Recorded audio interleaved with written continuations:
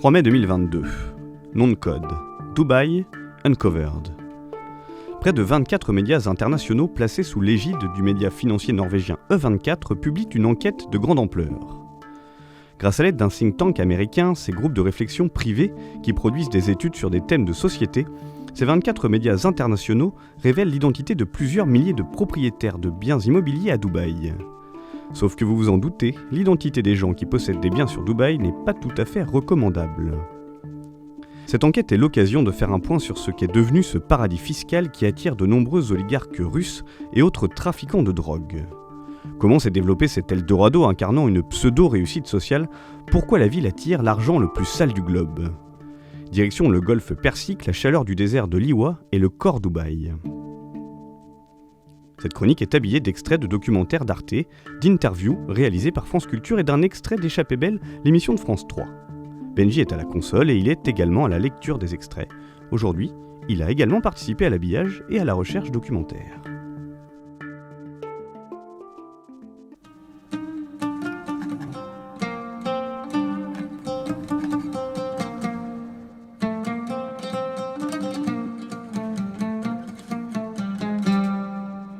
Sur les sites de tourisme, Dubaï est perçu comme un Eldorado. Sur visitedubaï.com, la destination est présentée comme ceci. Plage, soleil et festivités vous attendent à Dubaï. Élu meilleure destination de voyage de 2022 par TripAdvisor, venez et laissez la magie opérer. Si TripAdvisor le dit alors, c'est que c'est vrai. Quand on fouille un peu plus sur les différents sites de tourisme, l'histoire de Dubaï est mise en avant. Selon eux, beaucoup de personnes se trompent quand ils pensent que l'histoire de la ville émirati est brève et presque inexistante. Ce n'est pas complètement faux, mais l'histoire de ce petit bout de terre en plein désert est plutôt récente. Les premières traces d'habitants dans cette région se situent vers 1580, quand un marchand vénitien du nom de Gaspero Balbi évoque une bourgade du nom de Dibey, principalement constituée de pêcheurs de perles. Vers 1822, le lieutenant britannique Cogan décrit cette ville hébergeant environ 1000 âmes, plus quelques chèvres et chameaux. Dubaï rentre dans la modernité assez tard, grâce à une ressource bien connue dans cette zone du globe, le pétrole. Mais au début des années 1960, la découverte des hydrocarbures change radicalement la donne. Les gisements de gaz et surtout de pétrole assurent la promotion soudaine de l'émirat d'Abu Dhabi, qui se trouve détenir 94% des immenses réserves du pays.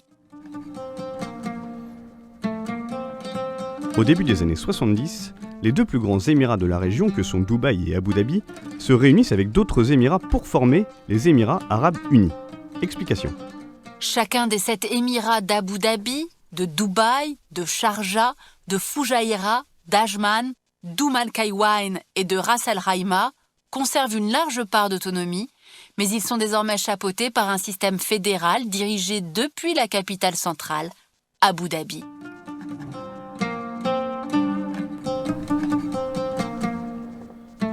Mais la stratégie de développement de Dubaï va passer par une diversification de ses richesses, ce qui va la différencier de ses voisins de la péninsule arabique.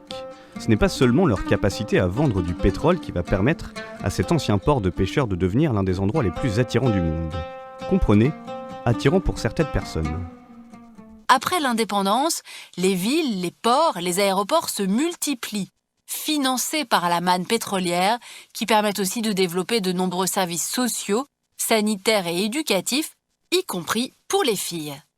Ainsi, grâce aux 3T que représentent Tourists, Talents et Traders, les Émirats ont largement réduit leur dépendance au pétrole, cet or noir qui a totalement bouleversé l'histoire du pays. Ainsi, au début des années 1970, la part du pétrole dans le PIB s'élevait à 70%, mais elle avait déjà baissé à 45% à la mort du Cheikh Zayed en 2004, pour tomber à moins de 30% aujourd'hui. En 1985, Emirates, la compagnie aérienne, est créée. Elle sera le fer de lance de l'économie dubaïote. Là, on est sur le côté officiel de l'histoire. En sous-main, Dubaï propose d'autres services.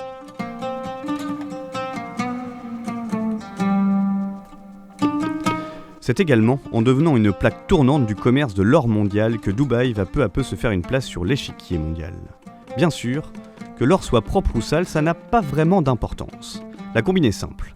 Certains pays comme la Suisse, qui attirent les capitaux du monde entier, assurent ne pas recevoir d'or de certains dictateurs, notamment en Afrique, ou autres mafieux indiens comme l'un des plus célèbres parrains du crime organisé, Daoud Ibrahim. Mais quand l'or des dictateurs africains transite par Dubaï pour finalement arriver en Suisse, l'or reste le même, il a juste été lavé de tout soupçon via son passage par Dubaï.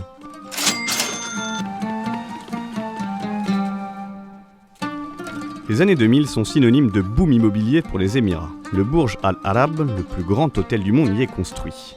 La situation géographique fait de Dubaï un carrefour idéal entre les vols venant d'Europe allant en direction de l'Asie du Sud-Est. En 2002, le droit de propriété est accordé aux étrangers. Dubaï rentre dans une autre sphère.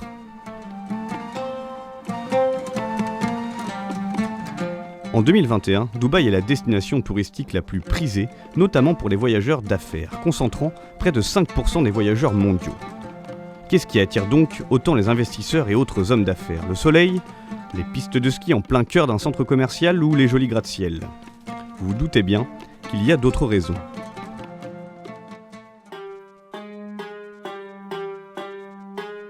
Revenons sur cette enquête intitulée Dubai Uncovered, révélée par plus de 24 médias internationaux. Intéressons-nous aux personnes possédant des biens immobiliers à Dubaï. L'article du Monde dresse le portrait de plusieurs personnalités qui, pour certaines, sont en lien avec l'actualité. On retrouve par exemple Alexandre Borodaï, l'ancien pseudo-premier ministre de la République autoproclamée de Donetsk, à la suite du conflit ukrainien de 2014. Le monsieur dispose d'un magnifique appartement sur Palm Jumeirah, la célèbre île artificielle en forme de palmier. Cet homme est proche d'un autre homme d'affaires russe, Ruslan Baysarov, qui lui aussi possède par ailleurs pas moins de 6 biens d'une valeur de 8,5 millions de dollars. Ce monsieur Baysarov lui-même est très copain avec le dictateur tchétchène Ramzan Kadyrov. Que des gens bien.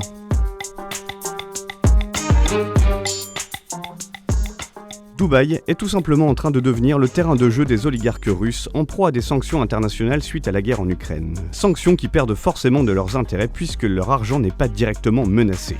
Explication avec un extrait d'une interview de Sébastien Boussois, docteur en sciences politiques. Il est tout à fait possible de faire des virements et d'envoyer des capitaux aux Émirats Arabes Unis sans aucun justificatif. Il n'y a aucun contrôle sur l'origine des fonds.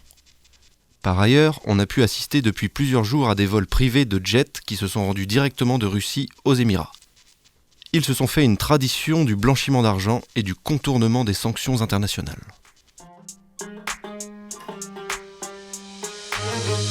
Il est là le vrai problème. Les années 80 furent un tournant décisif pour l'économie dubaïote. Pensons enfin à la finance, puisque les zones franches mises en place à Dubaï d'abord, puis à Fujairah et Ajman dans les années 80, dans tout le reste du pays ensuite, dans les années 90 et 2000, ont été plébiscitées par les investisseurs étrangers. Qu'est-ce qu'une zone franche ? La définition est simple. C'est une zone géographique présentant des avantages fiscaux dans le but d'attirer des investisseurs, justement. Qu'ils soient véreux ou non, d'ailleurs. À Dubaï, il n'existe ni impôt sur le revenu et le capital, ni impôt sur les sociétés. Gabriel Zuckman, professeur à l'Université de Californie à Berkeley et patron de l'Observatoire de la fiscalité de l'Union européenne, résume assez bien la situation. Le risque est que l'immobilier à Dubaï remplace le compte en Suisse comme stratégie d'évasion fiscale ou de dissimulation de patrimoine. Malheureusement, ce n'est pas nouveau.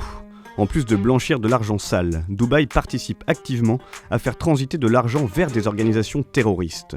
Selon le rapport de la commission du 11 septembre 2001, 11 des 16 terroristes ayant participé aux attentats ont reçu de l'argent en provenance de Dubaï.